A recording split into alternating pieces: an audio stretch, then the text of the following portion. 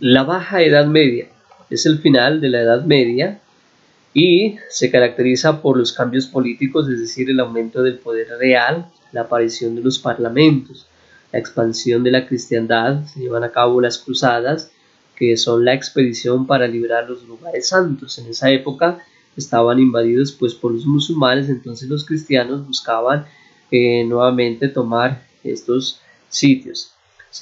Causan entonces la creación de los reinos latinos, aparición de las órdenes militares, aumento del comercio entre Oriente y Occidente. Se dio entonces el desarrollo de las ciudades, que son centros de actividad económica, es decir, se pasa de la ruralidad a la vida urbana. Entonces aquí se dan la creación de gremios, las personas pues tendrían que pertenecer a los mismos para poder trabajar. Entonces tenemos los artesanos y con ello pues aparece también el comercio. Y como lo había mencionado anteriormente, pues el centro de actividad cultural y artística con el nacimiento de las universidades y la construcción de catedrales. Se distinguen dos etapas: el crecimiento, que lo ubicamos entre el siglo XII y el siglo XIII, y la crisis que se da en el siglo XIV. Eso se da por las causas relacionadas con las malas cosechas, pero también con el brote de la peste procedente de Oriente. En esa época se dio la peste negra, que fue también una pandemia, en la cual fallecieron 48 millones de personas. Pues se trajo como consecuencias el descenso demográfico y la crisis de valores. Como lo había mencionado, entonces aquí tenemos en esta imagen la nueva forma pues del paso de la parte rural a la parte urbana. Aquí tenemos un ejemplo de una ciudad donde está un templo, la plaza central donde giraba pues el comercio y las relaciones que se daban pues entre las personas. Las calles pues eran angostas, las casas pues también eran pequeñas, pero pues de varios pisos. Causas del resurgimiento urbano. Entonces tenemos aquí la crisis del feudalismo por la participación de los señores en las cruzadas. Entonces abandonaron pues el campo porque ellos pues ya se fueron a la guerra. Crecimiento demográfico por mejora de las condiciones de vida. Avances agrícolas. Entonces en el campo se tuvo unos avances técnicos, aparece el arado, la rueda, los caballos y los molinos.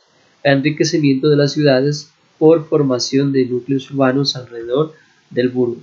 El pensamiento medieval giraba pues en torno al estudio y el análisis de la fe, de búsqueda de la salvación, el estudio de la palabra de Dios. Se estudiaba teología, que es el estudio pues o la ciencia que estudia o que trata pues de Dios.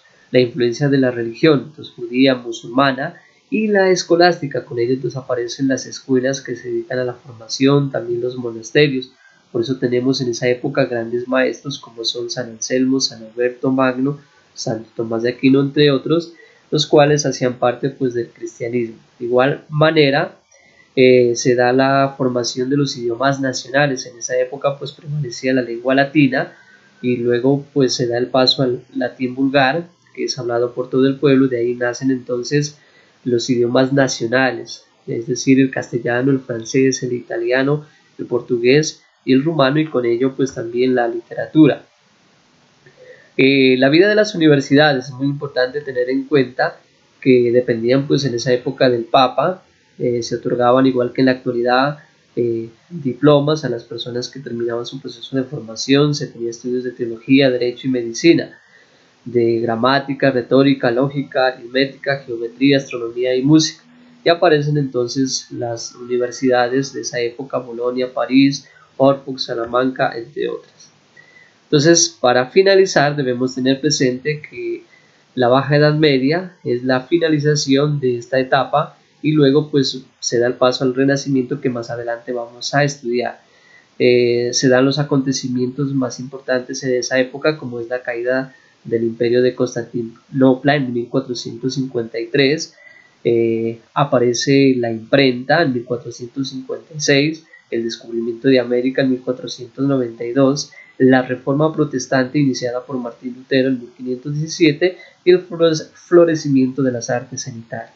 De esta manera entonces finalizamos el día